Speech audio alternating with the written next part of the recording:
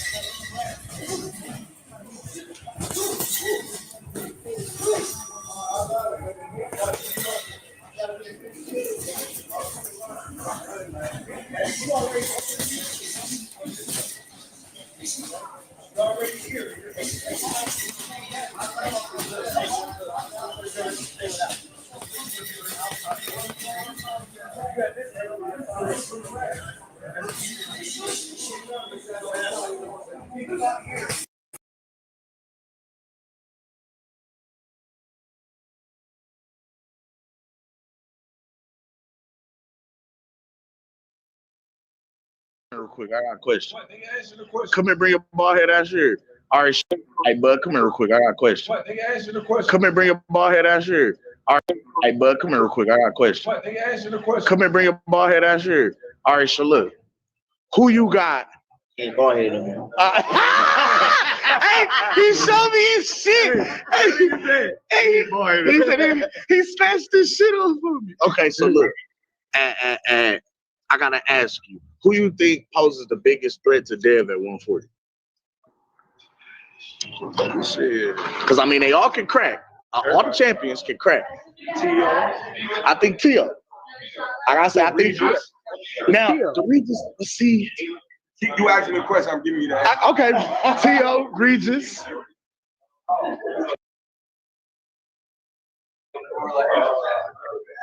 It's a couple of others. Rolly got special ed strength, but he ain't got.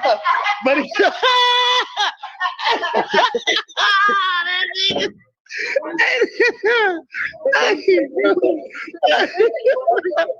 He said T.O.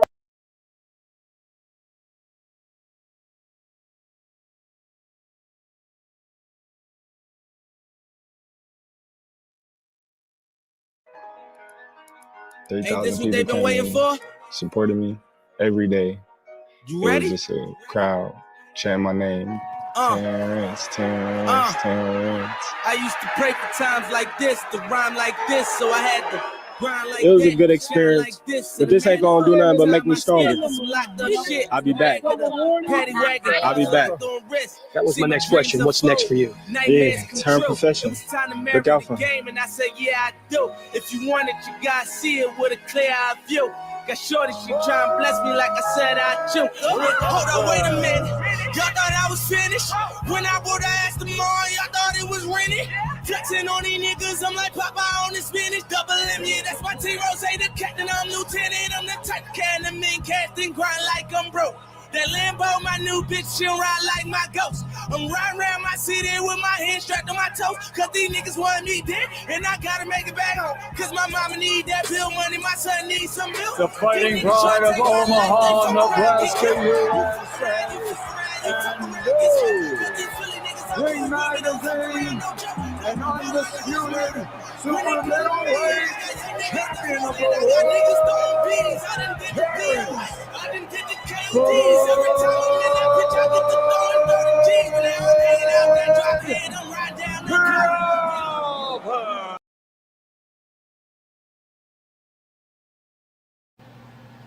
Who the hell is Mr. Gooch? Mr. Gooch to you? Man, I'm not even gonna spend too much time on nobody named Gooch. The man is named Mr. Gooch. Like, I don't even know what you want me to do with that. Who the hell is Mr. Gooch? Like, who do y'all send for me? Like, please let me know this. Mr. Gooch. Block JJ. Y'all know about Omaha? Y'all see that fighting Bud? Nigga. That fight's all around Omaha. Like Bud tell you, that's how he grew up. Youngin grew up in these streets. Just like I did. Just like a lot of these cats around here. A lot of these cats is loyal though. So when you talk shit, or you discredit one of ours, brother, yeah, the dogs come out and we coming out to bite.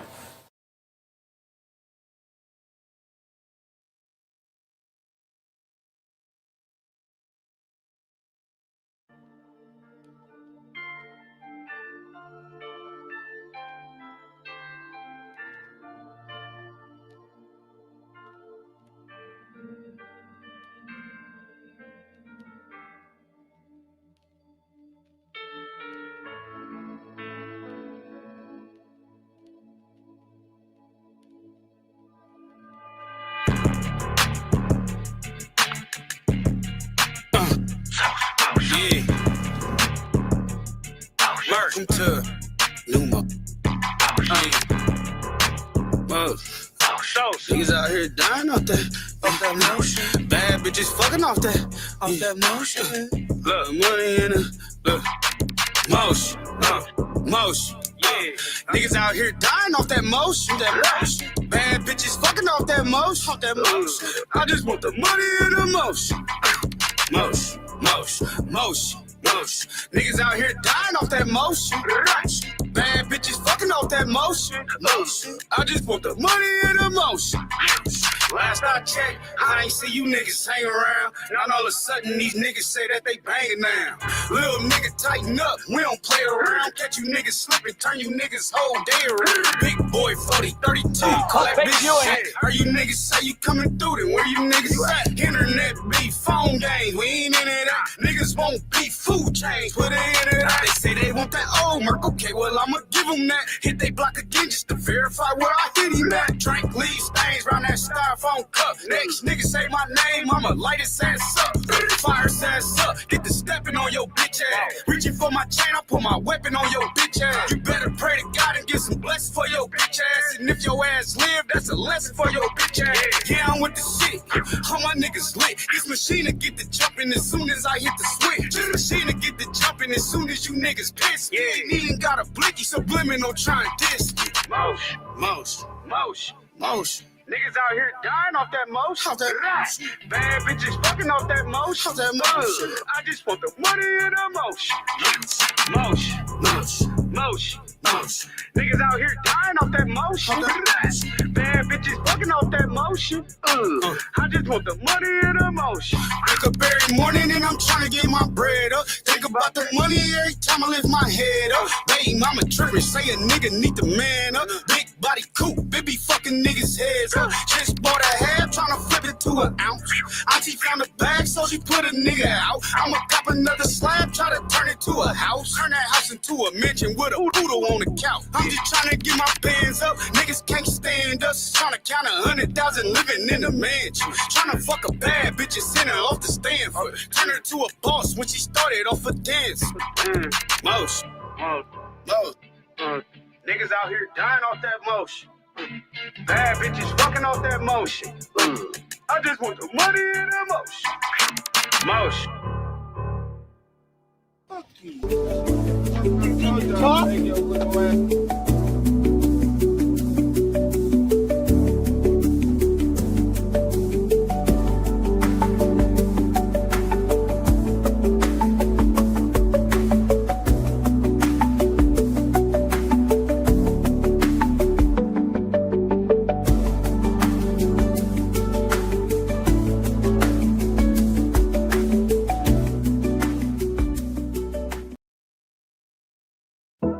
Mr. Goose to you. Mr. Goose to you. And I'm with my guys, Sugar J the Wise One and Kim the Baptist. Yes, we are the apostles of the youth boxing community. and we're bringing It's boxing to you. it's the apostles, and we come to lay of hands. Half step, weave the jab, uppercut, pick up your mans. It's Pastor Gucci Cam, Sugar J the wise man. We bring them to the light, make these haters understand. North side is where I stand. Nebraska, that's the land. We cancels out the jab from a southpaw stance. We beat the competition, knock it out with either hand. And we drop the link, so come and kick it with your fam. And we drop receipts, so keep your sources on hand. If you can't confirm that this facts, you spread propaganda. Make sure you hit the like when you subscribe to the channel. One love to the playback gang and the panel. It's boxing to you. It's boxing to you. It's boxing to you. It's boxing to you. It's boxing to you. Represent the 402. Being Team Crawford, that's what we do. It's boxing to you. It's boxing to you. It's boxing to you. It's boxing to you. What it do? Represent the 402. Team Crawford, BNB, yeah, that's what we do. Y'all know who it is. It's the Goose to you. Mr. Goose to you. They said we weren't gonna do it, Cam.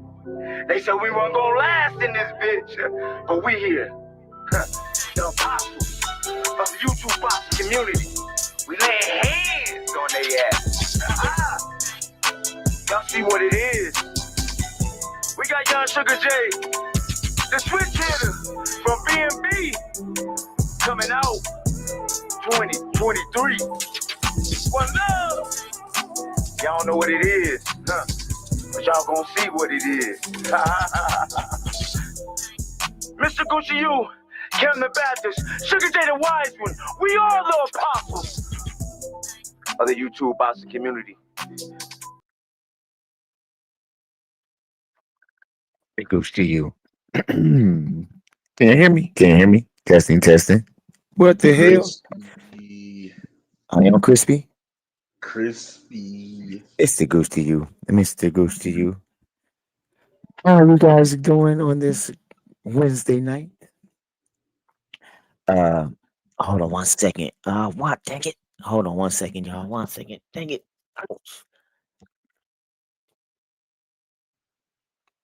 What's going on, man? What's happening? What's happening in what's going on?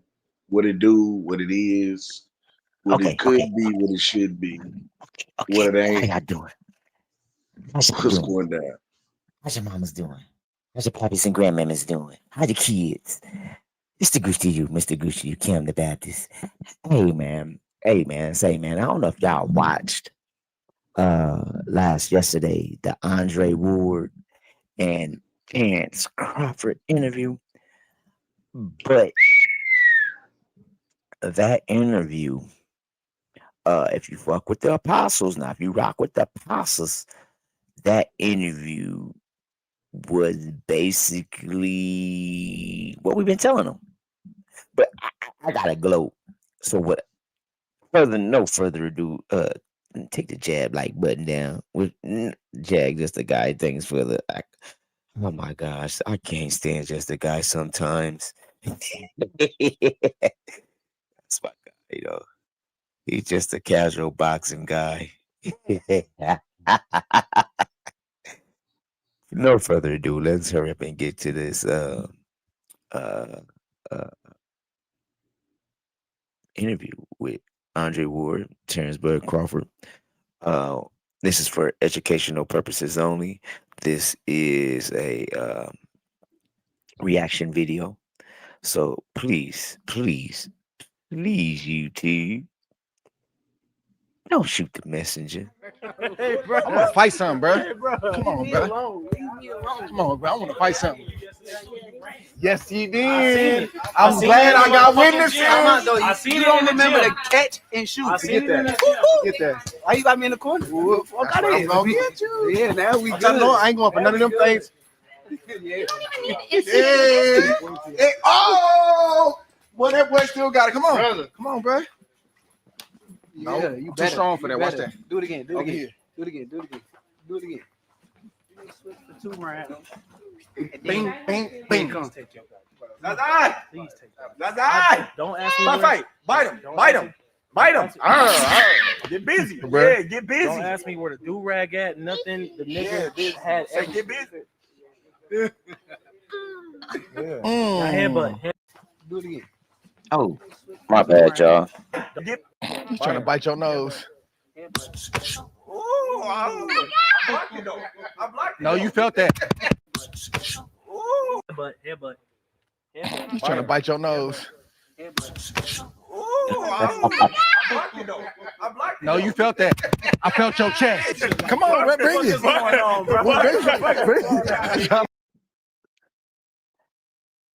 Hey. First off, man, I love how they is playing around. Andre still got it. Andre still got it, fam. I don't care what y'all say. Andre still got it. I just like how they was playing around. Look at Shakur, you know what I'm saying, man. So yeah, and y'all gotta understand, I do for educational purposes only. I can't play it all the way through. So I am gonna be stopping, talking through it. Y'all know, so we won't get flagged, right, Kim? Right. Big fucking facts. You gonna be the first. Look, it's a fair one. You gonna be the first one to go down, bro. Fair one, bro. What y'all doing, bro? Fair one. Look at him, bro. Your son about to jump in, bro. Look at him. He wants more. Hey, Kim. Hey, How, I'm gonna get him out of it's here, bro. crazy So I can focus how on him. he Look, was just I'm a gonna look at baby him doing like bad big, so I can words. focus on him. Welcome back to With the the shits already. Hey, I got my brother in the Shout out building. to Andre. I'm excited about this Shout out to interview. Ward. This is the hottest interview in boxing right now. He a 3-time undisputed champion, undisputed at 140 pounds, undisputed at 147 pounds, and he just became the super middleweight undisputed champion of the world with his win against Canelo Big Alvarez at Allegiant Stadium with over 70,000 fans. 41 million people watched it live on Netflix. I want to welcome to the show today. Cut that out. He was struggling over there with that phone. I want to welcome to the show today my brother, Terence Bud Crawford. Have you ever heard an old song that you really want to sample? My bad, ladies and gentlemen. Big dog, I appreciate the time. You start winning them big fights, the media got to come to you. So we had to come to you in Omaha, and we in North Omaha to be exact, man. So we appreciate you taking the time. And congrats on another historic victory against, another great fighter in Canelo Oops, my bad, John. Alvarez. He has been, the cash cow, the face of boxing, or one of the faces for a very, very long time. And you jump 2 weight classes to challenge him. He said he couldn't do it. In my book, you were already one of the greats. You were already a first ballot. But with a victory like that and the way you did it, you take the GOAT conversation to another level. So have you had time to process it and reflect on what you just did 2 weeks ago? To be honest, I've been getting that same question from a lot of people, and a lot of people ask me how I feel, and what it's like. And I tell them, like, when it's meant to be, you don't feel no different. Like, honestly, I don't feel no type of way because I already knew what I was capable of. I already knew what I was going to do once I stepped in the ring, which was win, like I've been saying. And it wasn't no surprise to me. It was a surprise to everybody else, just like the Errol Spence fight, So just like the Sean Porter fight, just like the Amir Khan, every time that they so-called say this is a step-up fight or this is going to be a tough fight, in the fashion that I win in, it's a surprise to them because they don't believe. Big facts. So I just made a believer out of all the non-believers. I know you expected to win, but to believe you can do it and to do it is 2 different things. So what I'm asking you is, like, have you enjoyed the victory? Like, have you had a chance to, like, say, man, we really did that? Oh, of course. I sat down, and after each one of my fights, I just take a deep breath and I be like, it's over with, because the stress is off my back, the intensity, just everything that's around a championship fight is stressful. We put a lot of mental fortitude into You know what I mean? What we gonna do when we go in that ring and how we're gonna do it. And in training, making sure that everything is in line of what we're trying to accomplish. And when it's all said and done, when it's over with, you know, you just like, I did that. Got that off my back. Yeah, I did that. So before we get into the fight, man, you know, I appreciate the fits and the shoes and stuff like that a fighter has. So I got to do a little heat check for you with your outfit going into the ring. That's probably the rawest, dopest fit I done seen you with. The colorway, everything. And I know Steven had a lot to do with that. How did that come about? Like his idea to do that? Well, I was sitting there and I was just like, what we gonna do for this fight? Yeah. You know? In camp or before camp? This is before, you know, before we went to pre-camp. Mm-hmm. And I was just like, man, what we gonna do? He was like, don't worry about it. I'm gonna think of something dope. So then he just hit me like, bro, I got this dope idea. I'm like, man, do what you do. You know what I mean? He's like, all right. So then it gets to the point. I'm like, man, what you thinking, man? Yeah. And then he was like, you remember the movie Desperado? And I was like, Desperado. I'm like, yeah. I'm like, dude with the suitcase with all the guns and stuff. You know what I mean? I used to watch that when I was little. He was like, that's what we're going to do. And I was like, that's dope. He was like, because everybody always coming out with the sombrero, you know, the Mexican colors and all that. He was like, man, we're not doing that. We're going to do something totally different. And then I was like, okay. And I was like, I just want to see how you're going to put your touch on it. Because, you know, that's one touch. And then, you know what I mean, you're going to do a little twist with it. It was like, yeah. So talking with my boy Rosendo, you know, I asked him, did he know the song? And he started singing it. And I was like, you gonna walk me out? And he was looking like, man, come on, man. Don't be saying that. And I'm like, man, I want you to walk me out. I'm dead serious. And he was just like, for real? Style starts with the details. The difference between mid and next level, a real gold chain that hits. Lifetime guarantee. Over 36,000 five-star reviews and a free chain with every new order. And I'm like, yeah, I want you to walk me out, dude. And then he was like, man, that'd be so big for me. He was like, man, I gotta go practice. He was just like, man, I got the band, I got everything. I gotta go practice. Yeah, so like he was on to it. And then so he put his little input in on what to put on the outfit, you know. Oh, really? He had to say too. Yeah, so he was just basically like, okay, well, you know, this is popular in the Mexican culture. You know, this is, you got to have this on there on the trunks because this stands for this. When you're looking at the movie, the outfit and the chains and the certain things that was on his attire and his boots, you know, them meant something. So he was like, you got to have that. The Mexicans know exactly what that means. He was like, y'all probably don't know what it means, right. But they do. So, you know, he had a little input. And then Off-White, they came in and put a little tell twist. Me about the Off-White collab. Yeah, so Off-White came in with Everlast. They put they twist in it, put a little they colors in it, and changed a little bit of, you know what I mean? Like I had guns on my, you know what I mean, my belt line. You know what I mean? They took them off. But all in all, the outfit was smooth. It was cool. You know what I mean? I'm mad that they didn't get to see the side of the case because the side of the case got the guns painted on it.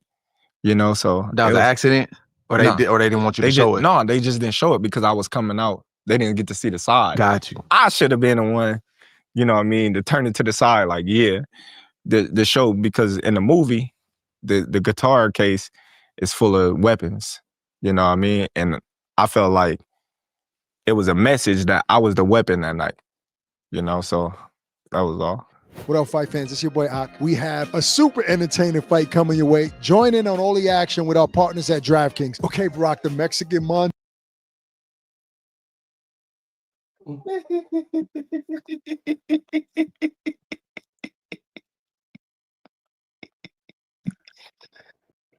Oh, motherfuckers is fun tea.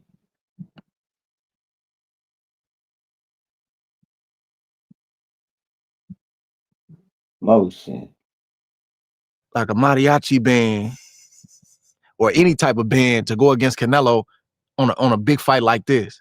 But that was somebody you came up with. Yeah. And that's why, you know, I pay homage, you know, in a press conference to the Mexican fans, you know, before the fight and, you know, before fight weekend. You know, when I was like, I love Mexico too, because I have a lot of Mexican supporters. Always had, you know, I've been locked in with the Mexican culture for a long time, you know, and for people to think that all the Mexicans was going for Canelo was just crazy, you know, just like all the African American culture wasn't going for me, you know. So it was cool to have the band, you know, switch it up a little bit. No, it was dope, bro. That's probably one of the cleanest walkouts that I seen. It wasn't extra, it was like just enough. But you felt it though, like the song, the type of song and the beat, the way it was, it just like you was like, bro, this dude, like he really coming to fight. And he mean what he's saying.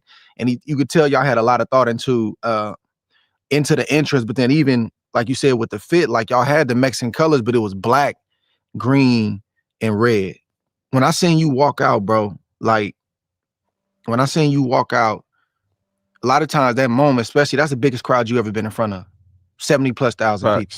So you could talk about it, you could rehearse it in your head. You're not gonna know how you gonna respond until you step out there. But when I seen you step out there, you looked up like this and you start smiling, you start shaking your head. And to me, that was a sign that, nah, I'm embracing this moment. All these nerves, everything, I'm feeling like I'm ready. How was you feeling when you looked up and seen them 70,000 people? You know the craziest part? I say I went to WrestleMania and it was at Allegiant Stadium. And when I walked out and like all the people was like, Terence, that's Terence Crawford. And I'm looking at all the crowd and I'm like, dang, in September, this is gonna be me. And I was nervous and I was like, dang, man, there's a lot of people in here. You know what I mean? But fight weekend, I wasn't nervous at all. The whole week? The whole week. And it's crazy because I don't never get nervous until the night before the fight in the dressing room. But this whole time, it's like I was emotional, you know what I mean, in the dressing room. You know, I was just emotional and I was just like, man, you finally here. Like, you about to make history. I just kept saying, you about to make history. And it took all these years and all this things that you had to overcome to get to this one moment. Imagine being able to build an app with your name on it, just by thinking about it. Meet Base 44. So when I came out, I never smile or laugh when I'm walking to the ring. You know, but I was just like, I'm about to shock the world. You know, I just felt it, you know, and when I got in there, you know, I just was so loose. Like, I never take a stroll around the ring. If you watch any one of my fights, any one of the 42 fights, I come in the ring, I go to my corner. I didn't hit my little circle around the ring, everything. I'm feeling good. I'm feeling great. I'm like, you know, they just don't know. You know, I had a fast walk to the ring. You did. He had a slow walk to the ring. Yeah. You know, and I look at things like that. I'm like, oh, okay. He just taking his time, taking his time.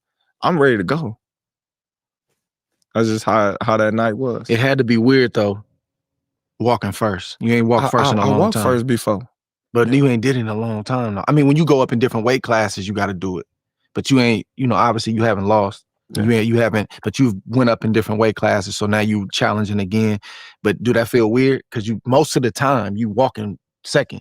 It don't feel weird to me because at the same time, the bell gonna ring and we're gonna have to fight. It's all even at the end of the day. You know, so it don't matter if I'm, you know, the first to be announced or he the first to be announced. You gotta fight. You gotta fight. At the end of the day, you gotta fight. Yeah. Take me back to before you made the decision to Let's talk about that real quick. Cam? Hello, Cam. The Baptist. Can you hear me? Can you hear me? Oh, there you go. There you go. There you go. There you Yeah, go. I'm here. I'm here. I'm here. I'm riding. Let's talk about this real quick. Or Canelo. I gotta echo. Hold on. Is it me? Yeah. Okay. Or Canelo had a slow walk. Then I went back last night and watched 3 fights. And then all 3 fights, he never walked around the ring. And I'm gonna watch the Canelo fight tonight. One second. Send Jay not the link, bro. And boom, boom, send him the links.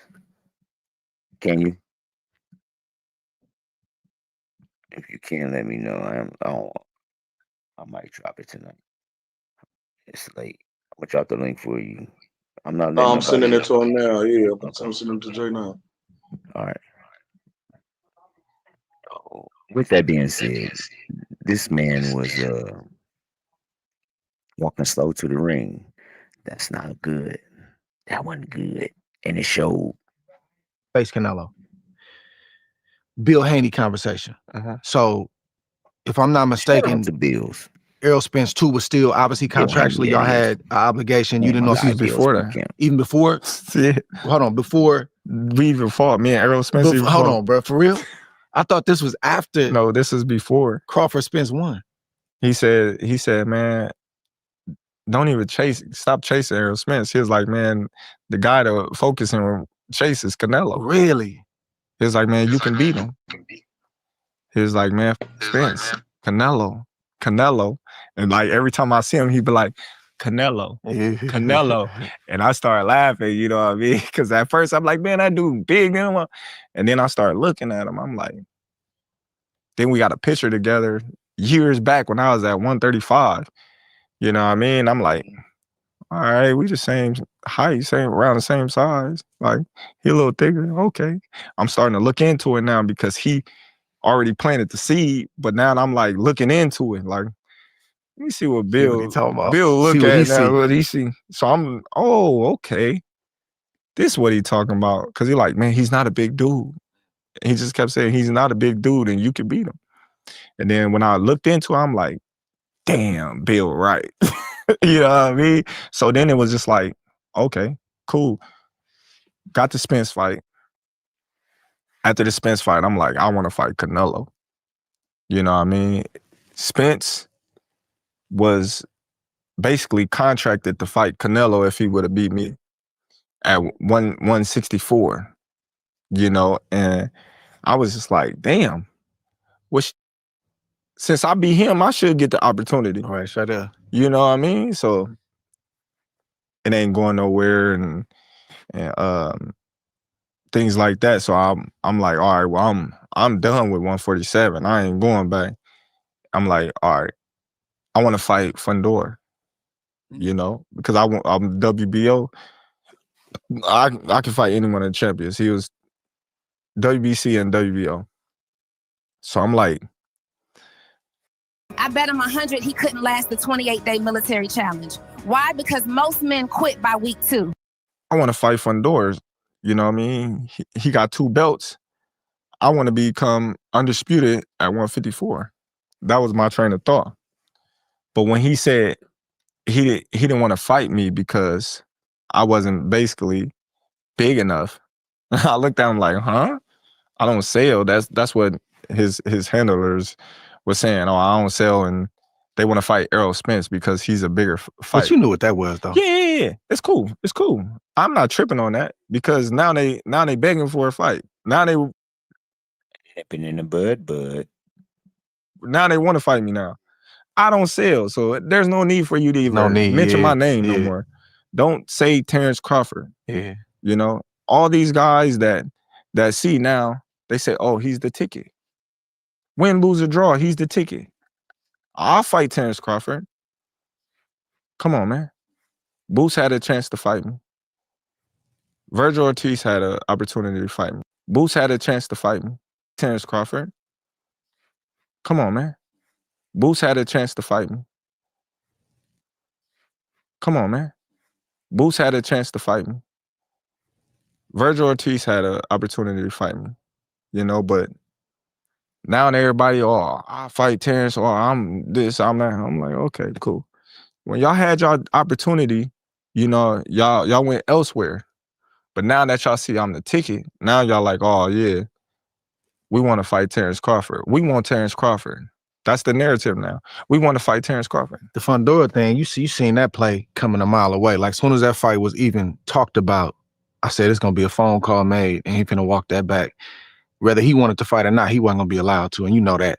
You know, Allen then made that call and was like, nah, we ain't going that way. You know, so but the problem with that is that's you thinking about the first move. You're not thinking 2-3 steps up ahead. Cause now you in the position you in and he could have fought you. Right. So it you know, it's his loss, man. But real quick, back to the Bill Haney thing, bro. Like, it's funny with Bill. Like, Bill a good matchmaker. You know, if you can't give him credit for nothing else, you got to give him credit for how he moved his son. You know, and seeing guys and knowing when to fight him and whatnot. But like, it's funny because like I had been talking about fighting Joshua before, but he's the one that put the seed back in my mind like 3-4 weeks ago. They was in a bay. And he didn't say you should fight him, but we was just talking about it. And he said, man, Joshua. And I'm like, same thing you did. I'm like, you know what? I said, I'll take that fight right now. Yeah. And he the same one that did that, bro. So it's crazy. What up, AJ? What up? What up? How the fellas doing? Man, we good, man. What's good with you? Man, I'm blessed, champ. I'm blessed, man. You know, life's good, man. You know, um, shit, man. Ain't nothing much, man. Just popping. You already know what type of time I'm on. I'm always in the gym. You know, ain't nothing new with me. You know, as long as I'm able to wake up, breathe another day, you know, I'm good. You know, how about y'all? I mean, well, I just want to start by saying I listened to this whole interview, and I just want to say this to Andre SOG Ward. Look. Man, look. Talk your shit. I get what you saying. You know, Bill telling you to fight AJ. That's My why I nigga, this is not that. All right, this is not that. This is why I stopped it.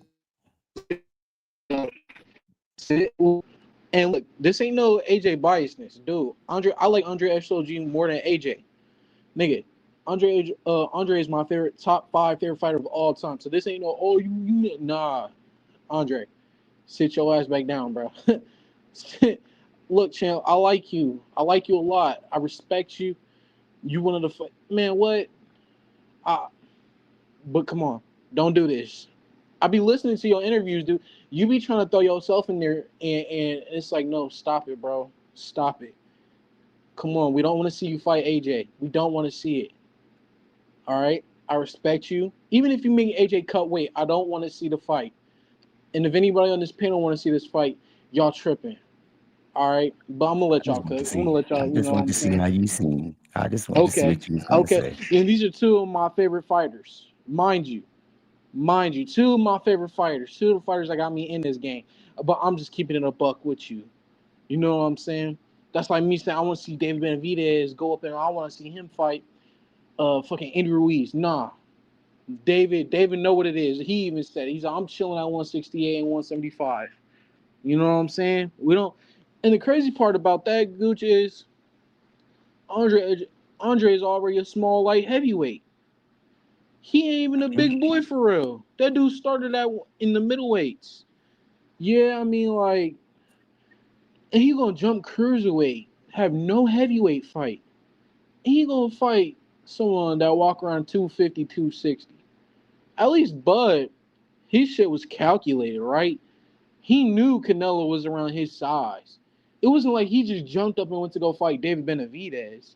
Nah, he knew what he was doing. I don't know what your thoughts is, but nah. Andres, cut it out. And Bill's leading you towards the wrong way. Bill wants you to lose. And I'm saying that right now. Bill's rooting for your downfall, champ.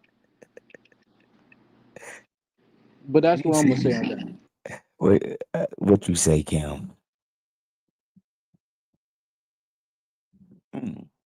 He muted his mic. Let's go. When I heard that, because I didn't know that initially, and I thought that came after Spence won. So Bill Cole with that, man. How did the team respond though when you first start floating Canelo? Shit, everybody was just like, whatever I want to do. Really? No hesitation? Whatever I want to do.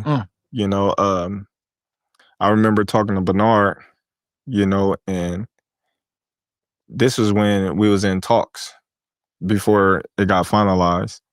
And he was just like, man, but Canelo cold, man, but you go Canelo up. Like, you know what I mean? Like, just He like, said he cold. like just going on, like just talking, you know, because he's respected. Yeah. You know, He's like for sure. he's definitely respected. So we talking about it, you know, but I remember it was like I woke up and it was like 3 o'clock in the morning. I called him, you know, and he was like, man, everything all right, bud. I said, I'm gonna beat him. I woke up out my sleep and I called Bernard and I said, I'm gonna beat him. He was like, I know you is. You know, I was like, we gonna fight and I'm gonna beat him. Watch. I said, watch. This is way before we even signed the contract to fight each other. I woke up out of my sleep. I said, I know one person gonna answer the phone and that's Bernard. Let me call him. And I was just like, man, I'm gonna beat that. You felt it? Yeah. I've been felt it. You know, once I start locking in on him, that's why I said I'm hunting you. I want everything you got and I'm gonna get it. You know what I mean? I already set my sights on him. So it wasn't nothing that he can do. If he would, the only thing that he could do in that moment was not fighting and use I wouldn't get nothing out of win, lose, or draw out of fighting Terence Crawford. That was the only thing he can do is not fighting. I mean, that's what he started to say. I understand, but I'm just saying that's the only thing that he could do. Because taking the fight was, you know what I mean, all in my favor from day one. I knew I was going to beat him because when I look at the styles and I look at the styles that gave him problems, the styles that he lost to, you know, I have all them and some. So the blueprint was already out how to beat Canelo Alvarez.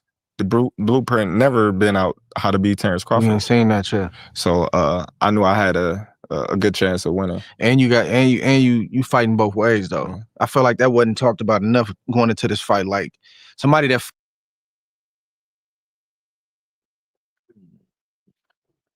I think this should be an apostles break. I think we should talk about this. Yeah. What has you been telling cats to do for the past since September 14th?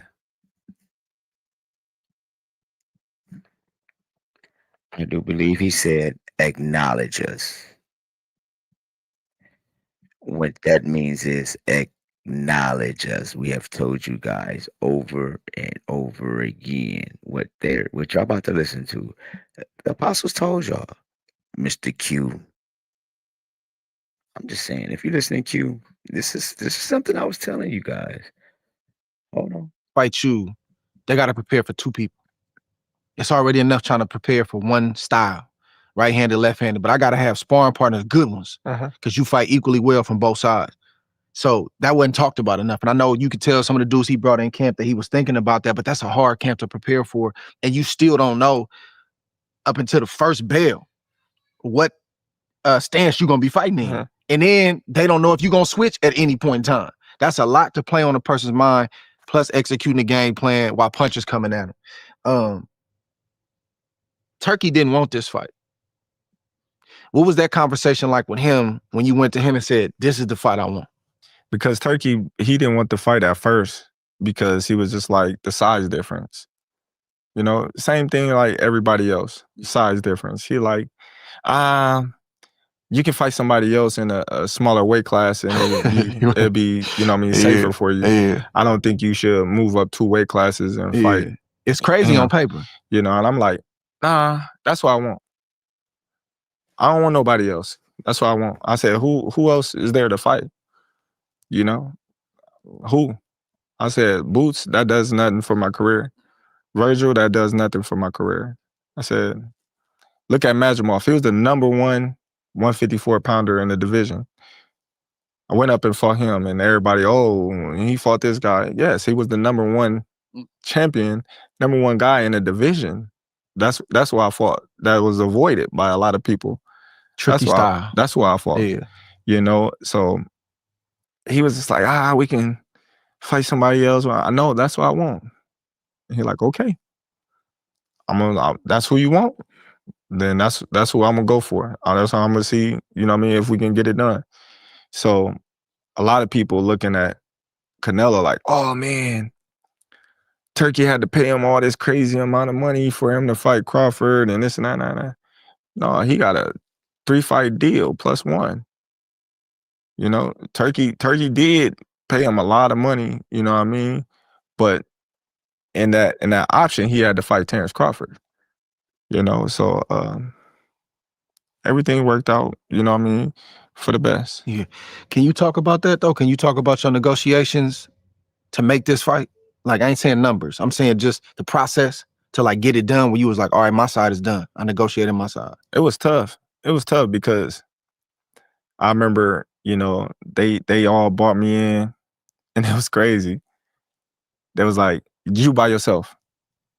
Where was you at? What country was you at? I think we was in, that's when they had that big event. It was for Shakur was it fight. London? It was for Shakur fight. And I think we was in Saudi. Okay. So they brought me in there. Then we went to the little back room. And we was there for like 9 hours. Dang. Going back and forth. Dang. You know, they not budging, I'm not budging. I'm in that mug like this. I'm like. By yourself? By myself. And they like, and they calling Turkey. He's not, they talking in their language and texting and we going back and forth. And yeah, I'm like, man, I just want to talk to Turkey. They's like, you can't talk to Turkey because he's your friend.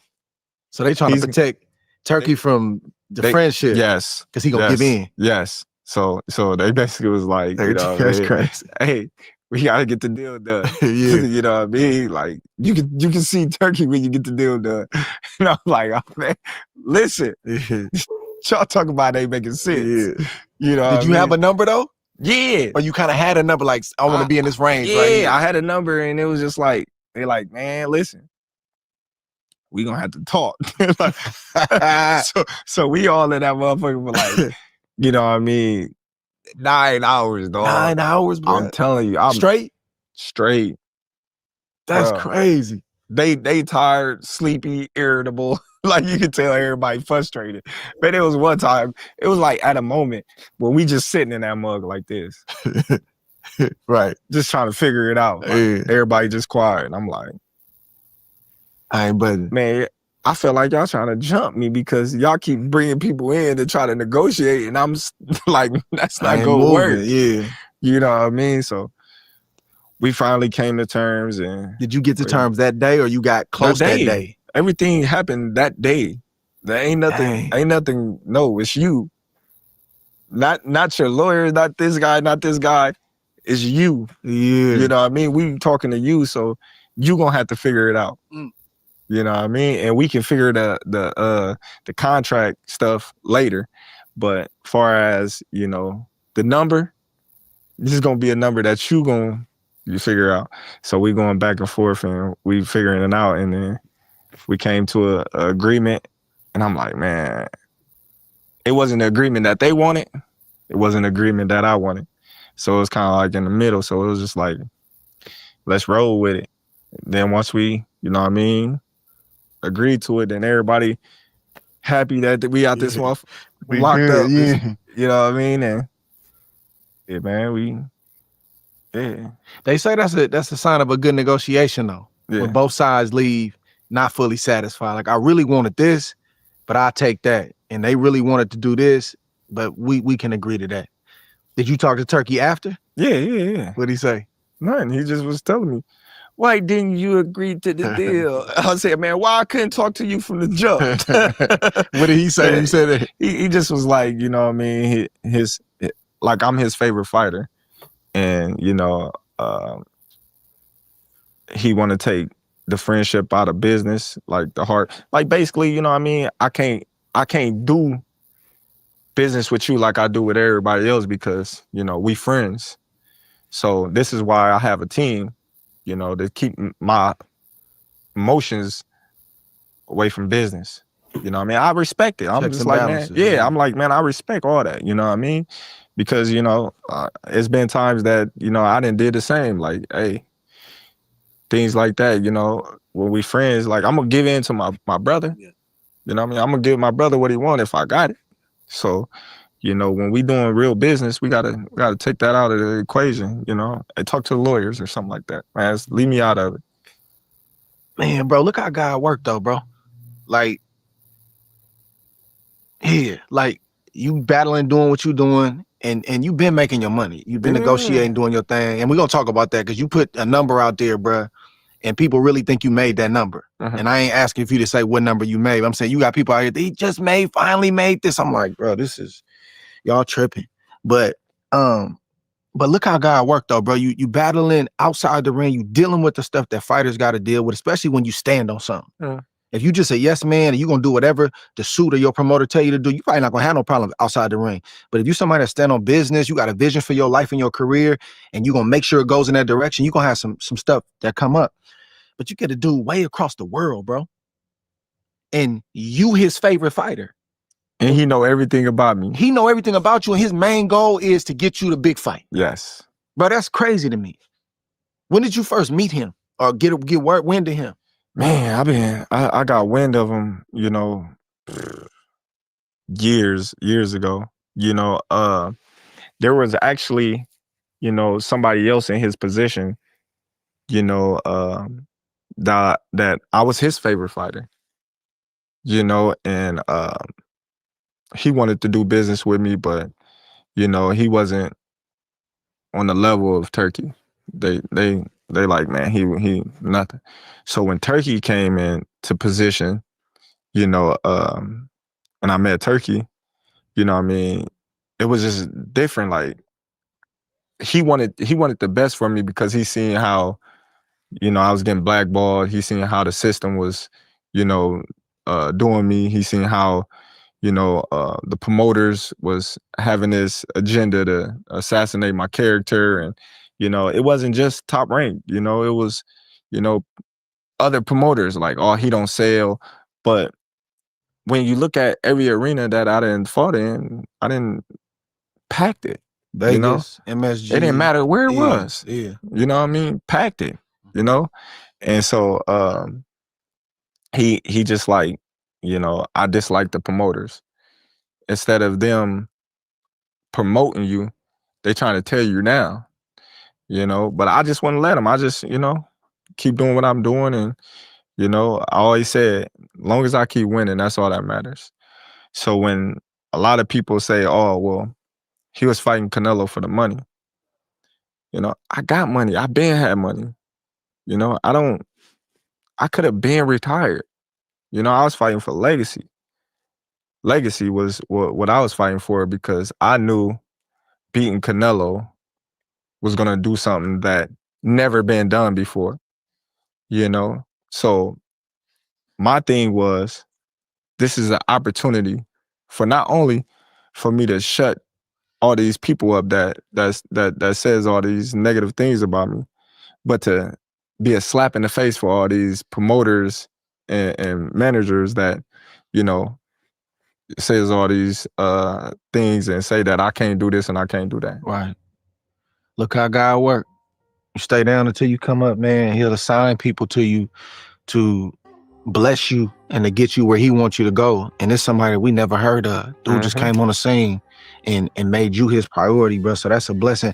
And the thing about like he fighting Canelo or you fighting for a payday. Duh. Right.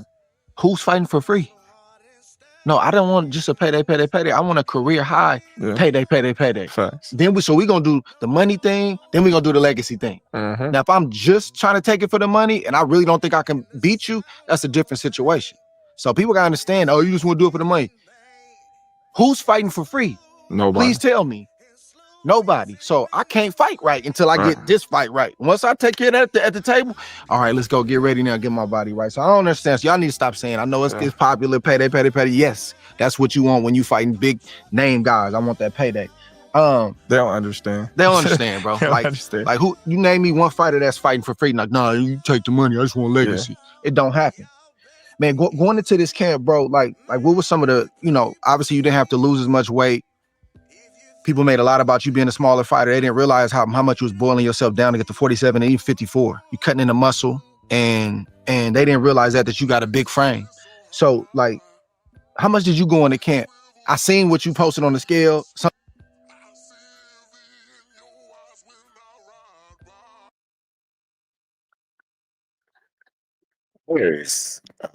Can somebody tell me? I need, where's my guy at? I need, Tony reviews. I need Tony reviews for this one right here. Hold on. What the hell just happened? I need Tony reviews for this. Where's Tony reviews at? This interview, I can't wait to see Tony because I'm gonna play this part of the interview. And they didn't realize that you got a big frame. Reviews. So, like, how much did you go into camp? I seen what you posted on the scale. Some people said it was cap. I believe it. What was the number that you came into camp at? Shit, man, I don't know. Can I say your number? The number you posted? Man, I don't know, man. Okay, I got you. I got you. I know what I posted. I got you. What was it? 186? Yeah. I think it was 86 and a half, something like that. Man, listen. Where's Tony reviews? When I was fighting at these lower weights, I had to always keep myself from growing. You know what I mean? So when I was at 147, everybody like, man, he's a gym rat. I'm always in the gym anyway. But I had to stay in the gym because I had to, keep my weight down and stay in reasonable, touching range to be able to make weight. So like when I was able to work out, not worry about, what I do in the weight room or what I do, nutrition wise, my body just started doing what it do. Like I didn't tell my body to just get bigger or nothing. Like, no, I'm naturally skinny. Like I tell people, I'm skinny, but I weigh heavy. I don't know why. You know what I mean? Like, but like when I started working out, a lot of people don't know this, but I started working out for Canelo in February. This was a process. They think this happened overnight. I started working out in February. Chet was like, come on, man. You're going to get this Canelo fight. We got to start now. Yeah. We got to start working on your legs, working on your power, so you can withstand them big shots and, you're going to be punching your arms and this and that and this. So we already preparing for Canelo in February. So when they say, oh, man, he just gained all this weight. No, that was a process. It was bulk and then cut. Yeah. I mean, that's how you got to get ready for something like that. And you chose also not to take a tune-up fight. So what was the math you did with that? He's still fighting. So some people say, oh, he's going to be sharp. You're going to be rusty. I don't believe in that. Uh-huh. Some people believe in that. I don't, because I think you get your sharpness from sparring and in the gym. If you sharp in the gym, you're going to be sharp in the fight. That's just me. A lot of people don't believe that. They say, oh, well, the fight is different than, in the gym and sparring and stuff like that. I'm saying, yeah, it is. Yeah, it is different. But at the same time, you're still getting punches thrown at you. You still, gotta, move properly in the gym. So me being in the game for so long, your body needs rest. Yeah, especially as you get older. Your body needs rest. So when you having these camps after camps after camps, thinking that, I'm staying active, you constantly tearing down your body. Yeah. So when they say, oh, well, Terence, he fights one time a year, that's cool. You know what I mean? For me, if I fight twice a year, that'd be great. But one time a year, hey, I'm giving my body the proper time it needs to recover, you know, because as I got older, that's just as important as anything else is recovery, you know? So when you listening to your body and your body telling you, oh, my knees hurting from all this running, my ankles hurting from all this running, my elbows is hurting, my hands, my wrists, you know, my neck, you know, things like that. You gotta listen to your body and just say, all right, decompress. I'm gonna just chill out and let my body just do what it do. I know you had a great camp, but brother, you finna be 38 soon, like in a day or two, couple days, right? How was that last camp you just had? It was great. I know it was great. Well, did you feel different at 37? A little bit, yeah. You had no bumps and bruises? Man, we always got bumps and bruises. I'm saying bumps and bruises at 37. Man, I had bumps and bruises at 27. You know what I mean? Like different at 37. Nah, man, it's all the same. Yeah. You're not never gonna go into camp and come out, you know, 100% healthy. You know, and a lot of people is asking me, you know, how did I feel? You know, I had a lot going on in camp. This fight, the last fight, the fight before. Life stuff and the pressure of the fight. Yeah, but like injuries too. Injuries too. Like, so you didn't go into that fight 100%, you think? I asked for no details. No, not at all. No. I don't know when did I ever win in a fight. You know what I mean? But like these last few years, I'm way past 100%. But it's just what we got to deal with. You know, that's why we have the technologies we have to recover. You know what I mean? Some days, like you told me this, you and Tim Bradley, if y'all went in there and be like, hey man, you need to take some days off, like a whole day off, you know, not no active rest, just a whole day off, you know, recover. Just go sit in the sauna, steam room or jacuzzi, something, just relax. I still would be running myself in the dirt. Because I always felt like if I put more days in work, then I got just as much days over him, then he's not going to be able to catch up. Yeah. You know, so if you resting and I'm working, I got you. Because in the heat of the battle, when it comes time for us to go head to head, you going to gas before me. I really believe that. If I take my body through hell in training camp, you know, and I'm tired and I'm aching, I'm pain, and I got all these pains, and I'm working through that, what can you possibly do to me to stop me from doing whatever I want with you? You know, I already been through the fire. This is fun now. You know, my body was aching, hurting, and I was like, in my mind, you better keep going. Ain't no stopping. So in a fight, you know, if I get tired or if I get hurt or anything, you know, my instinct's gonna pop in. Oh, we been tired before. Then that second wind kick in, then it's, you know, kill or be killed. Yeah, that rest, man, especially as you get older, like I said, bro, it's essential, dog. Uh-huh. You gotta do it. Like, I wouldn't have did it either. I had a good coach, brother, you know, he knew me, and I fight with him all the time on it. But if he didn't do that, like my desire to win and not wanting to lose and all that stuff, I'd have overtrained every time. Uh-huh. You know, so when you get older, you start spending more money on rehab, taking care of your body, massage therapist, physical therapist, and you do on actual training, bro. Yes. That thing shift. Your money starts shifting on that. Ice bath, you gotta do all of that. If you ain't doing that, you losing. You know why? Because you got everything already. You is who you is. So when you younger, you trying to find your way. You trying to learn as much as you possibly can. You trying to see what works and what don't work. You know? So it's like, man, I gotta do this. Man, I gotta spar this dude to see if I'm on that level.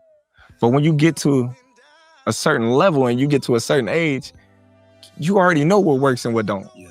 You know what you got to do. So it's like you don't got to drill yourself in the ground because you already know how to get there. You know how to get ready. You've been there before. Yeah. You know what it feels like. So it's like, oh yeah, I take a little time to let my muscles recover, you know what I mean? Then I can get more out of it. You're gonna be stronger the next day. The next day. Because because the experience. But when you don't got the experience, you trying to figure it out. You're like, man, I gotta work. I gotta work. Yeah. But then when you get to that point where like, oh, I can take a rest day because, let my muscles, recover so I can get more out of it. In this fight, I ain't gonna get tired. I've been here before. I put the work in. That was always my fear, is being in a fight and getting tired to where I couldn't perform. Ooh, man. And he not tired.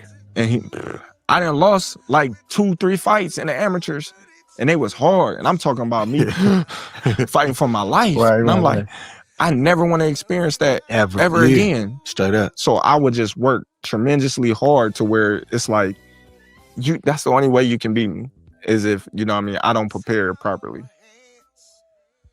Man, I want to get into the fight, bro, but how does Terence Crawford spend the day of the fight for a big fight like that? How did you spend the day of the fight? Like before you went to the ring? Whole day. Yeah. Just you have any visitors? You got any people coming to see you? Yeah, people come here and there, but I be chilling. Yeah. I thrive in chaos. I was brought up and born into chaos, like around me. So like when some people, they be like, man, it gotta be quiet. I don't want people around me. I don't want no noise, no nothing. No. Man, that don't affect me. None of that. Like, I be looking like, bro. Yeah. And you be chilling. Yeah, like Shakur come up there, like, hey, bro, there's too many people in your room. We playing spades and stuff. He like, it's about time you go to bed, champ. I'm looking at Shakur. I'm like, yeah, you right. I'm gonna go to. All right, y'all gotta go. I got my little bro, man, kicking everybody out. It's time for me to go to sleep. Then I just lay down. I'm like, man, I ain't even sleepy, dude. All right, as long as I'm resting, you know what I mean? Stuff like that. But nothing affects me when it comes to like me getting in the ring, because I'm already locked in. Once I lock on something, nothing else matters at that point in time. Like when I'm locked in, like we can have a fight, we can argue. I was arguing before my fight. I was arguing, you know what I mean, all night. That doesn't, once it's time to lock in, none of that matters. It's like I got a blank memory. Like none of that, I don't remember none of that until after the fight. Once it's time to, you know what I mean, seek and destroy and kill, it's like a straight line. Nothing else is there but that line. That's a beautiful gift though. Yeah. Because a lot of cats can't turn that switch on. Like everything has to be perfect for me to perform good. But you know how it is. You getting ready for a fight, but life's still happening. I'm still getting phone calls. What happened? Who did what? What they say? Yeah. You like you say, you got arguments going on. And this stuff the week of the fight. Because most of the people, the night before, bro, even our family, bro, they there, but they really don't know what this is about. Like to most family members, it's a party. It's an event. I swear to God, Bud fighting, Dre fighting, Shakur fighting. It's a party. It's like this is not a party, bro. Like I'm finna risk my life. Yes. But they'll start an argument or do something crazy. But for you to be able to turn that switch, brother, it's a beautiful, beautiful gift. And then you dealing with the chaos that's surrounding the fight, and to be able to block that out and lock in. We talked about the ring walk, bro. So the bell ring, and you go straight out there, hit him with 2 jabs and stand your ground. So I'm like, okay, so you trying to send a message. What message were you trying to send? Was that intentional or it just happened in that first couple seconds? No, I'm like, I'm coming right at you. Because, there was this big blow up thing, like I was scared of him. And that's why I like, man, I ain't scared of shit.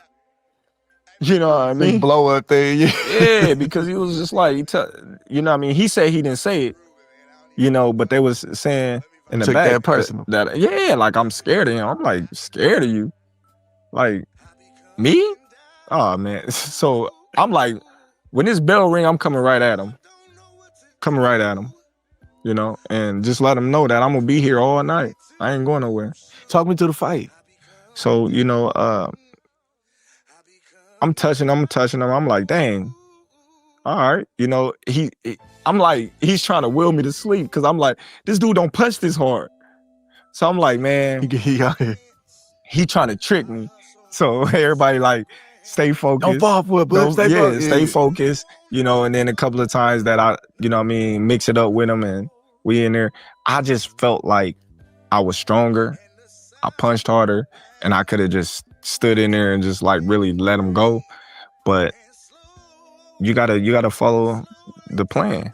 You know, you gotta execute the plan, and the plan was to get in, get out, you know what I mean, boxing spurts, you know, banging spurts, and then, you know, once he won a fight, you know what I mean, you move around a little bit. Yeah, man, your body language, which is really big when I'm watching a fight like that, especially when it's a person that's supposed to be scared of somebody, right?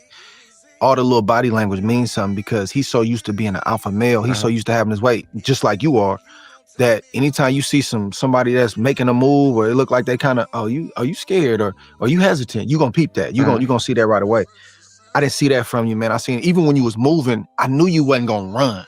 I've never seen you run in a fight before. So I was like, the challenge for Bud going into this fight is, can he be disciplined to box? Because he really don't want to be boxing. He really want to fight. Right. He'll move, but he really don't want to move. Yeah. And Canelo's like that too. He'll move, but he really don't want to move. And he did try to yoke you up though. Yeah. I ain't never seen you get yoked up. I looked, I said, dang, he tried to yoke you. But then you tried to yoke him back, I think, a round or two. Yeah. What was you thinking when he tried to yoke you on the rope? It wasn't nothing. When he picked me up, Yeah. when my hand. But you don't be getting picked up, bruh. But it wasn't nothing because it was just like, I was too high on his back. You know what I mean? What was you thinking though? I was Optics, laughing. though. It wasn't nothing. I was just laughing. You know what I mean? I was just like, You wasn't thinking I got to get that back? nah. Yeah. Because it was just like, he picked me up. Oh, okay. You know what I mean? Like, I wasn't worried about it. He used a lot of energy to do that. That's what I'm thinking. You know, and it wasn't nothing. I took it as a grain of salt. You seem to be in a good zone, bro, and I didn't see you breathing at all. But that ninth round came, you got into your stance, you got low. I said, oh, he finna try to bang with it. And you had those exchanges. And did that just happen, or you knew when that bell rang, that ninth round, I'm finna try to see, I'm finna test him? No, I just knew just to pick it up because, you know, it was getting close to the championship rounds. And I just wanted to make sure that, you know, I set a tone that I was in charge. You know, I think I did that in the 7th round too. The 7th, you know, 11th and the 12th. You know, I just wanted to set the tone that, you know, you're not gonna push me around. You're not gonna make it seem like, you know, you the boss. So, you know, we got it in at that moment. He made a big mistake at the end of that round though. Yeah. He reached out and acknowledged that he shook his head and yeah, we ain't doing that. Yeah, that's a big mistake. Yeah, we ain't doing that. And he really made the first mistake at the weigh-in. Yeah. People don't understand. Like, that don't mean everything. That don't mean that Terence is gonna win the fight or whoever gonna win the fight. But when you break that stair, it wasn't just him breaking the stair first. He reached his hand out to you at the weigh-in. I said, ooh-wee.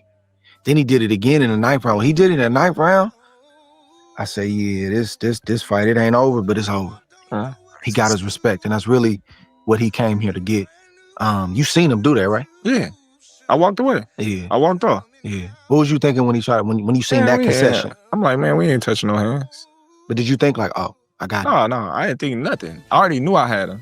I felt like I was winning all the rounds except, you know what I mean, one. I felt like he could have got the, you know what I mean, what was it, the 5th round? You know what I mean? But all the other rounds, I'm like, I'm in control. You know, but not knowing how the judges see it, I got to make sure, you know, from history, I got to make sure I win these championship rounds because we didn't see fights like De La Hoya, Trinidad, when De La Hoya think he got it in the bag and, you know what I mean, he lose. You know, there's so many fighters that, you know, think they got it in the bag and, you know, the judges think different. So I wanted to make sure, like in the Majamar fight, that I put a stamp on it because they the champion, not me. Yeah, you did that. Like, I really think, like, for me, it's the championship rounds for me is 10, 11, 12. It ain't just 11, 12. And in those rounds, you did that. And you really needed to do that because on the scorecard, you lost that 12th round, but you got a split draw. Yeah. We having a totally different conversation. And maybe y'all run it back or whatever and make more money, but it could have got handled that night. So I think that's just the instincts that you have being a winner. Like, when you used to winning, you kind of know like what you got to do to keep winning. So, you know, I thought that was just a that's the way you're supposed to finish that fight. How nervous were you waiting for the decision, given all the stuff you just named about how Vegas can be? I wasn't nervous at all. You weren't nervous at all? At all. I was emotional because I already knew I had it in the bag. You know what I mean? That's why I dropped down to my knees like, dang. You know, I just started getting emotional because it's like the journey was long. You know what I mean? It was grueling. Like, man, I remember, you know, about to quit boxing. You know, like boxing been a love-hate, you know, relationship for years. Like all the things that I had to go through in this sport, it was just like, man, like, and you finally here, like, out of all the things that happened, none of it mattered because you did this. And that's why I was just like, man, you know, you gotta thank God, because, you know, he the one that, you know, had it made for me and planned. You kept saying that though before the fight. I heard you. I don't say you keep saying. You said it a couple times that it's already written. It's already written. Where did that come from? Like that mindset, and it's just my mindset, you know. And I remember, it's crazy because when I got shot, you know, a couple of homies was like, you know, scared and like, cause a couple of homies, they had fought, you know, and we knew my gonna slide. I'm like, man, y'all niggas scared, man. Like, let's go. Like, what we doing? Like, if something gonna happen, it's gonna happen. We can't control it. That's how I always live my life. If something gonna happen, it's gonna happen. Like, me nor you can stop it from happening, no matter what. Boom, I get shot. Bam. Like, damn, my dumb ass got shot. I should have left. You know what I mean? Get shot through my car. So on the stage, I'm like, it's already written. What's gonna happen is gonna happen. You can't stop it from happening. The fans can't fight for you. It's already written. It's destined. That, you know what I mean? I'm here for a reason. You know, it's not you, it's me. I'm highly favored. God is blessing me and showing me and using me, you know, as a tool that anything's possible if you just believe in him and have faith. So there's nothing that Canelo could do that night that, you know what I mean, was gonna change destiny. So I was just like, man, I let everybody know. You know, it's already written. Like, that's why I wasn't nervous. That's why I wasn't worried, because I knew I prepared myself to the best of my abilities, you know, and that I have the skills and the ability to do anything I want in the ring. Yeah, man, that's powerful, because you got to have the works part. You got to put your work in. You know, you can't be saying, nobody can say they believe in God gonna do this for me, and then you don't put the work in. Faith without works is dead. You know, you got to put both in. But to have faith in a power that's higher than you, it brings you a lot of peace, because you know, I can only do so much, like you said. But then your mindset, though, that's the part that, you know, I think you can develop that over time, and I think that it can become stronger and stronger. But it's a lot of great athletes in the world that are maybe more skillful than you, skillful than different people, but they don't have that thing to lock in, that deep belief that I don't care what you say, this is what's gonna happen tonight, and then go out there and do it. That's the different, that's the separator. You feel me? That's the different stuff. And that's why you only got so many all-time greats. You only got so many greats, and then you got everybody else. Yeah. After that fight, either the press conference or in the ring, did y'all have any exchanges? Did he say anything to you? Did you say anything to him? No, he just was thanking me and telling me that it was an honor for him to share the ring with me and things like that. And I was just like, man, same. You know, like, I respect Canelo. You know, like, I've been a fan of Canelo since day one. So, like, to be able to share the ring with him, you know, it was dope, you know, and for him to give me the respect that I always gave him, you know, it was definitely dope, you know, it was dope. I gained a lot more respect for him, the way he handled that, because he could have played, you know, he could have played the role of, I thought I did enough. That's all he had to say is, I thought I did enough. And that would have lit up his fan base, and it would have been a whole discussion about it. And he could have took that route, man. And I know dude is a competitor. He didn't get where he got to not being that. But the way he did that, Man, bro, I really respect that about him, man. He didn't make no He didn't excuses. take nothing away from your mom. No, nothing. Yeah. Yeah. That's why I said, man, like, it was dope. You know, you got some of the reporters, you know, trying to persuade my what was going on in there, and he just kept it solid. Like, you know, they like, what was it? He like everything. He has everything. You know, and I was thinking, I was like, man, that's dope, because they still trying to take it away from me. You know, they still trying to put their narrative out there. But he like, nah, he got everything.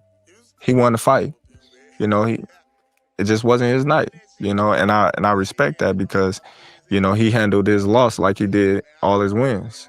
I respect it too, bro. What was the first thing Turkey said to you after the fight? I don't even remember. I think it was like, good job, congratulations, or something. Yeah. Can you explain to the people, bro? Because it's a whole lot of confusion online about why you gave them belts back. People really think you got them belts and you were supposed to keep them, and you gave them back. Can you explain to people why you had to give some of them back? Well, you know, belts is like a trophy, you know, so of course, after the fight, we get the belts. We get to take pictures with the belts. But them his personal belts. I'm gonna get my own personal belts. Well, we gotta return the belts. So the respect that I have for him, just like I have for Spence, you know, just like I have for any other champ that I took their belts from, I personally wanted to give the belts back to Canelo. You know, that's a sign of respect. So, you know, I'm looking for him. I'm like, hey, you know, where Canelo at? They like, oh, he in the press conference. They didn't want to let me in at first because they thought that we was trying to, you know what I mean, be on bullshit or whatever the case may be. So I like, hey, man, open the door, man. I'm trying to give him his belts back. Like, I can come by myself, because, you know, I was with everybody and they was just like, all right, you know what I mean? We don't want y'all trying to come in here and bombard his press. I said, I wait, you know what I mean? Like, it's all respect, you know, and I just, you know, told him, thank you again, you know what I mean? This is like a sign of respect. I want to be the one to give you your belts back, because, you know, you didn't have to fight me, and it's just, you know, a sign of respect. That's one thing I've always respected about you, bro, is like, you know, you are a competitor, but when you win, you don't disrespect nobody. You don't try to, you know, drag nobody through the mud. Like the same thing with Spence, you know, all the talk that was had and all the stuff that was said, not just from him, but just fan bases. You could have easily did that, you know, and been like, I told y'all. And you did do that, but it wasn't in a disrespectful way. And you probably could have celebrated more, and you didn't, bro. So I respect that about you. You know when to be a competitor and when to be a man and say, you know, I've done enough. Man, what's life been like for you? I know your phone blowing up since that win, bro. Man, it's the same. My phone been blowing up, but it's the same, bro. Like, man, I live a chill, humble life, man. Come on, bro. Man, your life is the same. I'm saying your personal life, but I'm saying you don't have more noise around you. Hey, can I get Bud? Can I get Bud? Can I get Bud? Well, they probably calling Julie now. Julie get blew up? Yeah, Julie probably get blew up for me to do all kinds of interviews, but I'm chilling, man. Like, of course my phone been going crazy. Like, man, sorry all y'all fans, you know what I mean, that inbox me if I ain't got back with y'all. It's text lit. message. Inbox lit. Man, it's been crazy, you know what I mean? But I just been like just focusing on my family, chilling, you know what I mean? You've been away. Yeah, enjoying, you know what I mean, the downtime and things like that. Man, bro, that's the best. That was the best feeling to me, bro. Better than the check, better than the win. When I've been gone from camp and I go back to my house to be with my family, and then I be in my mind, because I've been in camp so long, I'm like, damn, I ain't gotta go nowhere. Yeah. I gotta get up. I ain't gotta get up. I'm home. And it take time to get that out. Well, I do. What you gotta do? So as I got home, it's like, man, I gotta get up, take these kids to I'm talking about training though. Oh, yeah, training different. I ain't gotta be at the gym. Yeah. I ain't gotta run the mountain. I ain't gotta spar today. Your brain's still kind of turned on to that, and you gotta remind yourself, like, nah, I'm good. I can do my regular life. Yeah. You know what I'm saying? But you gonna get back in daddy mode ASAP. Yeah. Hey, it's like soon as you get done, you know what I mean? She hand you all the kids. Oh, it's my turn now. She been holding it down. Yeah. You know what I'm saying? You got an extensive real estate portfolio. Yeah. And maybe you didn't talk about this a lot coming up, but I thought that was an element, man, I wish you talked a lot more about, because it speaks to who you are as a businessman and what. To stop this, you guys, for the simple fact of the matter. Hello, Quentin. You came in just in time. Well, you just announced yourself just in time. I need you to listen to this because you, in the debate, was talking about he's not a businessman. He's bad for business. I need y'all to listen to this. Mr. Quentin, QB. You've done. How many properties you got if you cool saying it? Man, I got a lot. You got a lot, okay. Hey, look. The thing is, but you know you done already said it though. I know. Okay. All right. The thing is, and in the words of all the PBC followers and fans, I'm a bad businessman. That's what they all used to say. Remember? I should have just.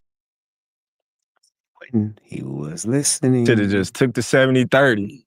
I should have just took what Spence got me. Quentin. I guess I'm a bad businessman because look at me now. Yeah. Quentin. And you playing Monopoly too, bro. You got your own street, Terence Bud Crawford. That's in the North Omaha. North Omaha. You got a lot of houses on there, bro. You playing Monopoly in real life. I own 11 houses on that street. On that street. 11. That's crazy. That's crazy. That's crazy. Trying to buy them all. You trying to buy some more? I'm trying to get them all, man. I'm trying to be the first that came up out the hood to say I own the hood. You bought it back. Bought your block. No, personally own it. How can I call this my neighborhood if I don't own a house? Yeah. You know, our people is, delusional at times. You know, they claiming things that they parents don't even own. You know, they written. But it's a beautiful thing that I'm blessed enough to be able to say I had a lot of great mentors, to guide me and teach me the ropes and show me new things and, you damn Skippy. Damn Skippy, Quentin. I'm loving every bit of it. You lucky, boy. You lucky. We're going to talk. I'm going to call you on Friday. Me having the humbleness to listen, to be taught, to not think that I know it all, and that's just how God has blessed me. Because, when I started getting money, went the other way. I wouldn't know what to do with it because we wasn't ever taught financial literacy. We never was taught that in school. Our parents wasn't,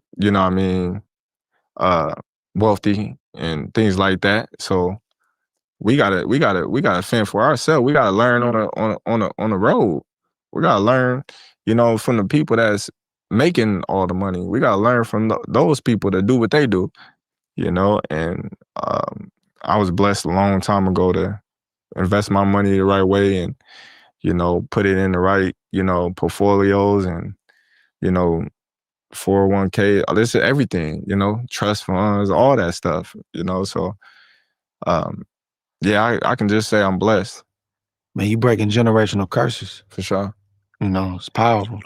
I don't like being on message board and nothing and bringing up no rumors, but it's a little rumor out there that you might be.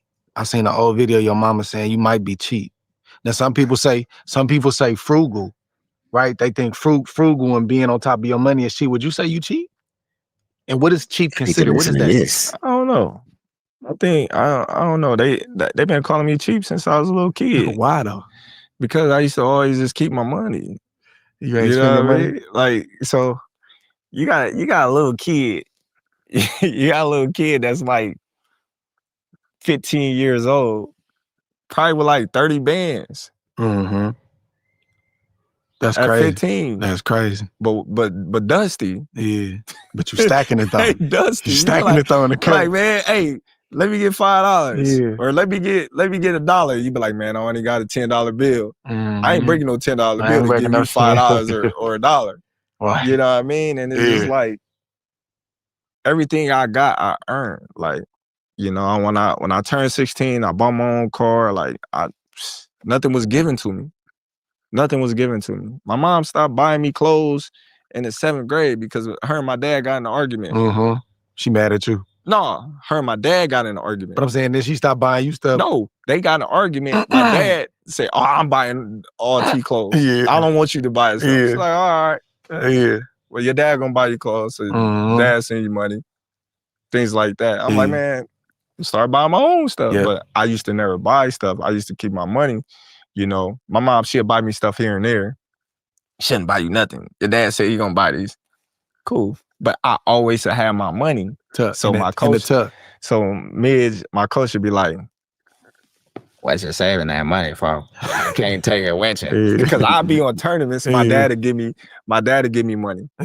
I was get paid by USA Boxing. I had a little job at the airport and things like that. And I just never used to spend it on nothing. So everybody just always been calling me cheap. Cause I just always hold on to stuff. Hey, whatever you doing, brother, is working. Keep doing it. Man, you gotta, when you beat Spence, you came home, you had a celebration for all of Nebraska, bro. 15,000 people came out. I've never seen nothing like that before in my life. Y'all getting ready to do it again tomorrow. How does that feel to be able to run that back, especially coming off the win you just had 2 weeks ago? Oh, man, I honestly believe this one gonna be bigger than the Spence. Than the 15? Man, I think this is gonna be bigger than the Spence. And it was. Like, the support and the amount of people that came out, like, it was unreal. Was you expecting that many back then? Nah. That's why I said it was unreal, because it was just like, all these people here for you. Little bud. You know what I mean? Like, you sit there and you think, you're like, man, dude, and you think about how far you done came, and you think about, like, the G unit and the police officers that used to mess with you, pull you over and harass you and things like that, and they all fans of you. They cool with you now, and it's just like, man, like how your life did a complete 360 by just making different choices.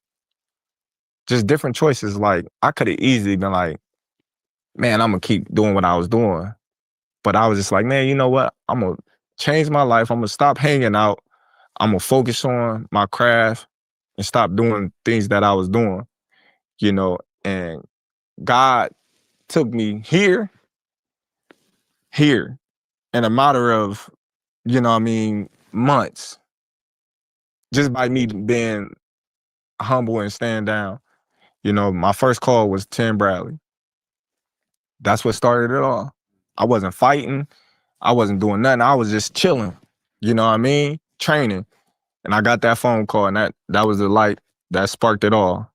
You know, me sparring Tim Bradley, and then it's been up ever since. What does that win mean for B&B, your three coaches? You know, Saul, Red, and Bomac. They don't get the credit that they deserve. And Bernard. And Bernard. Yeah, Bernard. You can't leave Bernard out. Yeah. He wouldn't let you if you tried. But what does that mean for them, like saying that we did it again? It just shows that, you know, coaches can work together without having egos. You know, you never seen a team like me, ever. There's always been a head coach. Always. Coming from Omaha, you never hear about these type of athletes, #1 athletes, and this and that and this from Omaha, Nebraska. So they don't get their recognition that they deserve. Because if they was in a bigger city, or if I had one coach that was doing the type of things that they was doing, they would have all the awards. They have all the awards. You know, if I was in a different city, if I was, you know, putting myself out there and acting crazy and got this big following, I would have had more awards than I do now. Because just the popularity back then, you know, and I felt as if, you know, I should have won the Fighter of the Year award when I beat Spence. I felt like I should have won the Fighter of the Year award when I became undisputed. Facts. Because they didn't give it to me when I became undisputed, but they gave it to Lomachenko when, you know, I mean, he didn't become undisputed, but he was unified. You know, Devin had the WBC. They gave it to Usyk when he was undisputed. They gave it to Inoue when he became undisputed. But Terence, they didn't give it to him when he became undisputed in one of them reigns. You know, so it was a little biasness, like I always said. So let's see. They say, oh, he fought one time, but look who I fought and look what I did to him. That's worth 4 or 5 fights, yeah. What I did to Spence, none of them other fighters can compete. He was ranked number 5 in the pound for pound list. I'm beating people that's on the pound for pound list, but they say, oh, you're not fighting nobody. Canelo on the pound for pound list. Let's see what they do this time. They're gonna say I fought one time. See, that lets you know, like, fighters a little throwed off, man. You do something to them, they like elephants. They don't never forget. He gonna remember this till the 80 years old. He gonna be talking about how he should have been, and I got my list too. Trust me. I know you can't get into what's next. You might not even know what's next. But can you at least say how you leaning? What you feeling? How I'm leaning? Just yeah. Yeah, man. I'm leaning like this. That's why my back hurt. They say I need to work on my posture. He said I need, and Julie over there, she gonna say, sit up. Sit up, Terrence. Yeah, sit up. Like, sit up, Terrence. I'm chilling, man. Like, to be honest, I don't know what I'm gonna do. You know, like I said, you know, everything's up in the air right now. I'm just, you know, enjoying my family, enjoying, you know, to be able to say, you know, look what I accomplished or what I'm about to accomplish next. So I'm just chilling right now. I haven't even got the time to sit down with my team and talk with them and, you know, things like that. I talk with my family. I know with my family more, but, you know, it's a team effort. Turkey gonna make it hard on you, dog. We heard him fight week. No retirement. No retirement. He gonna make it hard on you, bro. Well, look, man, look, that's the thing. You know, you gotta have strong will. You know, because a lot of things gonna be thrown at you, but it's up to you to, you know what's right, what's wrong. So you've been making them decisions your whole career, man. So I know you're gonna make the right one here, brother. Man, you came out to the Bay, I think it was like 2021 or something like that. We spent a couple of days in the gym. You came to my house. You was like, how it feel to be rich? And I didn't really know how to answer you, dog. I was just like, yeah, it feel good. How it feel? I'm gonna ask you the same thing. But how it feel? Tell me how it feel. It feel good. But how does it feel?